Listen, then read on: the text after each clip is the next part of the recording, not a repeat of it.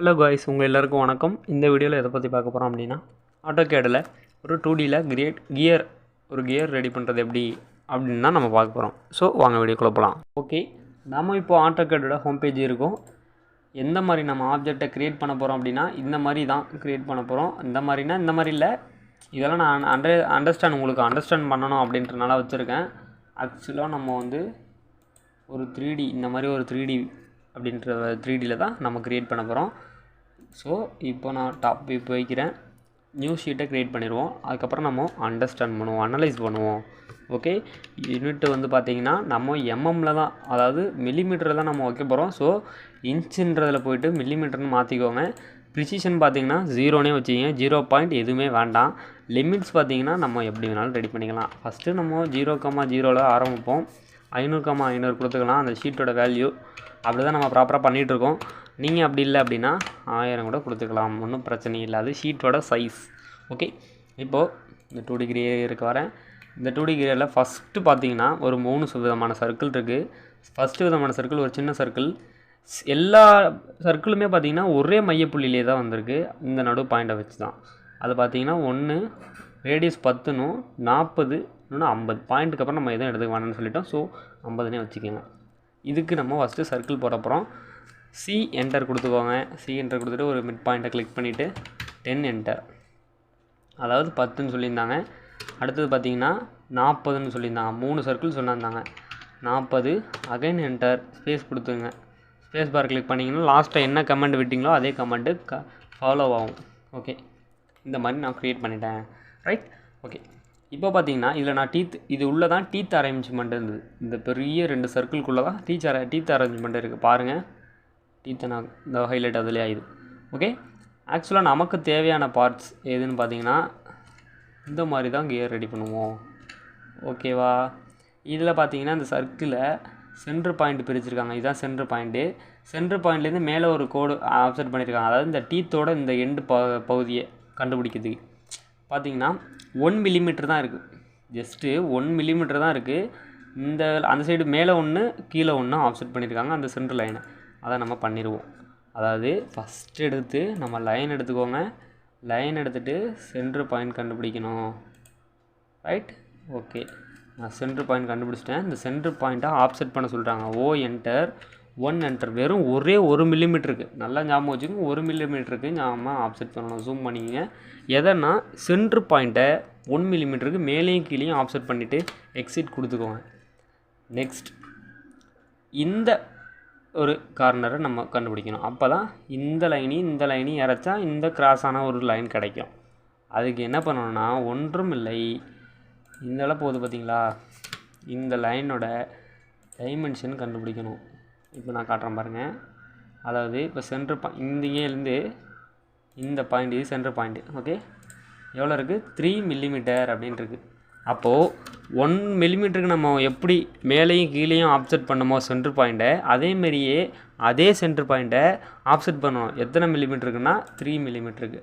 Again zoom பண்ணிங்க. இதுதான் centre point. Okay, மேலேயும் கீழேயும் உள்ள லைன் நம்ம ஆப்செட் பண்ணதை. ஸோ அதை கன்ஃபியூஸ் பண்ணிக்காதீங்க.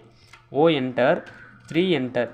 ஓகே, இந்த சென்டர் பாயிண்ட்டை மேலேயும் கீழேயும் ட்ராக் பண்ணி விட்டுட்டேன், அதாவது ஆப்செட் கொடுத்துட்டேன். ஓகே, இப்போது இந்த மாதிரி ஒரு இந்த எடுத்துக்கங்க, லெஃப்ட் சைடு எடுத்துக்கங்க, இல்லைனா ரைட் சைடு எடுத்துக்கங்க. நான் இப்போது லெஃப்ட் சைடு எடுத்துக்கிறேன், சும்மா ஒரு ஃபார்மாட்டுக்கு.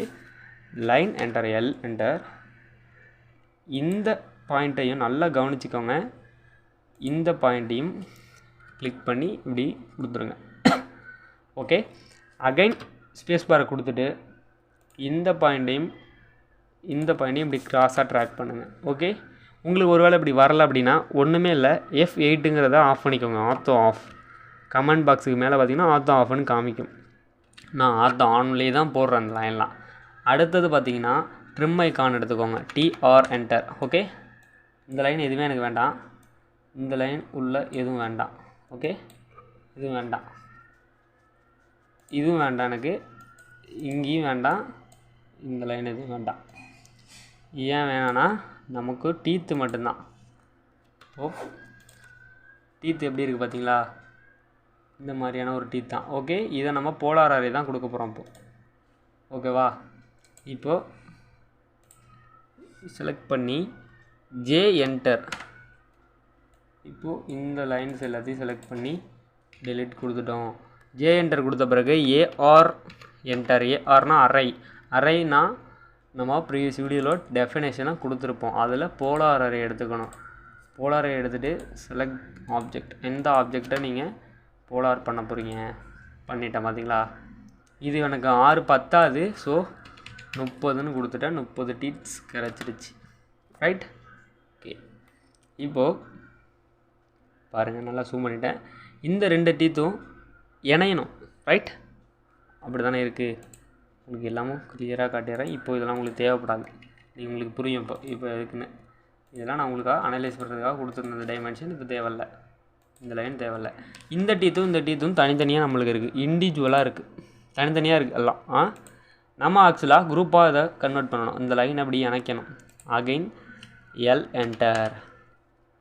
நல்லா ஜூம் பண்ணிவிட்டு இந்த ஒரு லைனை இப்படி இணைச்சி விட்ருங்க. ஒன்று மட்டும் இணைச்சா போதுமா, எல்லாமே நம்ம இணைக்கணுமே, எல்லாம் போய் இணைக்கணுமா அப்படின்னா கிடையவே கிடையாது. அதே மாதிரி தான் டீத்துக்கு என்ன பண்ணீங்களோ அதே மாதிரி தான் அரே கொடுங்க. AR enter, polar array, center point, இந்த சர்க்கிளோட சென்டர் பாயிண்ட்டை வச்சுட்டு பார்த்தீங்கன்னா இதுவும் ஐட்டம்ஸுங்கிற இடத்துல 6ன்னு இருக்குது. நான் 30ன்னு கொடுத்தேன் அப்படின்னா ஃபுல்ஃபில் ஆகிடும். ரைட். ஓகே, ஃபுல்ஃபில் ஆகிட்டு இப்போது லைன் எடுத்துங்க. எல் என்டர், இதுக்கு சென்டர் பாயிண்ட் அதாவது 25ன்னு கொடுங்க. இதை ஆஃப்செட் பண்ணணும். ஓகே, ஓ என்டர் ஆஃப்செட்.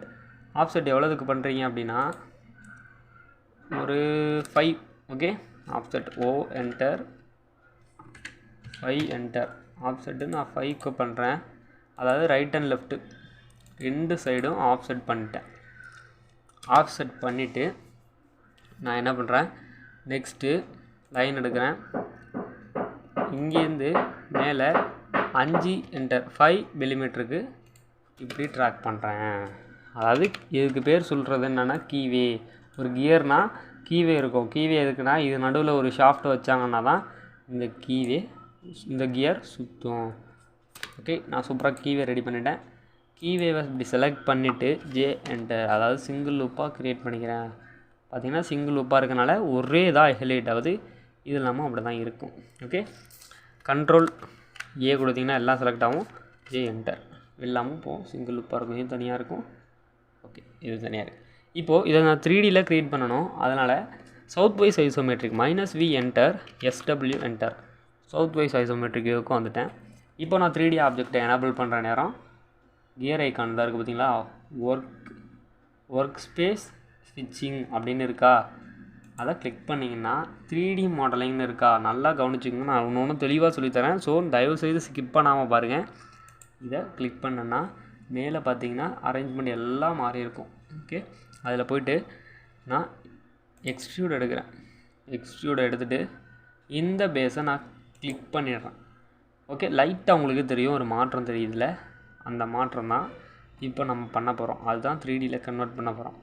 எவ்வளோ திக்னஸ் அப்படின்னா 20 அப்படின்னு கொடுத்துருங்க. கொடுத்துட்டு வெளில வந்துடுங்க. அதாவது 20க்கு நான் இதை எக்ஸ்ட்ரூட் பண்ணிட்டேன். எக்ஸ்ட்ரூட்னா என்ன, extrude means thickness. Okay, thickness அதாவது அந்த பிடிக்கிறோம்ல மொத்தம், அது கியரோட மொத்தம் எவ்வளோ வேணும்னு. இந்த மாதிரி ஸ்க்ரோல் பண்ணுறதுக்கு நான் ஆக்சுவலாக உங்கள்கிட்ட சொல்லியிருப்பேன். ஒன்றும் இல்லை, ஷிஃப்ட்டை ஹோல்ட் பண்ணிக்கோங்க, அதாவது அமுக்கி பிடிச்சிக்கோங்க.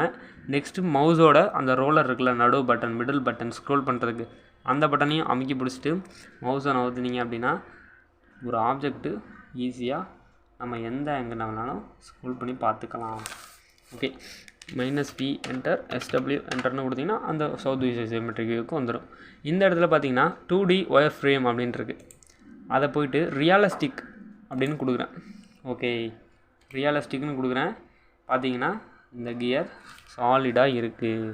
ஓகே, ஒரு சூப்பரான வீடியோ இது. என்னென்னா அழகான ஒரு கியரை ரெடி பண்ணிட்டோம். ஓகே, நான் அப்படி ரெடி பண்ணிட்டேன். இப்போது எல்லா ஒரு ஆப்ஜெக்டையும் ரெடி பண்ணிவிட்டு என்டர் கொடுப்போம். அதாவது மூவ் பண்ணுவோம். ஏன் மூவ் பண்ணுறோன்னா நம்ம வரைஞ்ச அந்த 2D அப்படியே இருக்குது. இது வேண்டாம், டெலீட் பண்ணிடலாம். அதாவது எல்லாத்தையும் செலக்ட் பண்ணிவிட்டு என்டர் கொடுங்க. ஓகே, டெலீட் பண்ணிட்டேன். -v enter, SW enter. Okay, southwest isometric வியூவில் இப்போது நான் காமிக்கிறேன். இதுதான் ஒரு 2D கியரை நம்ம எப்படி ரெடி பண்ணுறது அப்படிங்கிறத ஃபுல்லாக போட்டிருக்கோம். தயவுசெய்து யாரும் ஸ்கிப் பண்ணாமல் பாருங்கள். நீங்கள் ஸ்கிப் பண்ணுற ஒரு நிமிஷமும் ஏதாச்சும் ஒரு முக்கியமான ஒரு இதை நான் சொல்லியிருப்பேன். நீங்கள் அதை மிஸ் பண்ணுறதுக்கான வாய்ப்புகளும் நிறையா இருக்குது. ஸோ ஓகே ஃப்ரெண்ட்ஸ், இந்த வீடியோ உங்களுக்கு பிடிச்சிருந்துச்சுன்னா லைக் பண்ணுங்கள், ஷேர் பண்ணுங்கள். மறக்காமல் உங்கள் ஃப்ரெண்ட்ஸுக்கு இது எல்லாத்தையும் ஷேர் பண்ணிவிட்டு இந்த வீடியோ எப்படி இருந்துன்னு கமெண்ட்டில் சொல்லுங்கள். இல்லை வேறு எந்த மாதிரி நான் வீடியோ போடணும் அப்படின்னு நீங்கள் நினச்சிங்கனாலும் கண்டிப்பாக கமெண்ட்டில் சொல்லுங்கள். இந்த வீடியோ பிடிச்சினா ஒரு லைக் கொடுத்துட்டு நம்ம சேனலை மறக்காமல் சப்ஸ்கிரைப் பண்ணிங்க. நெக்ஸ்ட் ஒரு இன்ட்ரெஸ்டிங்கான வீடியோ பார்ப்போம். ஓகே, பாய்.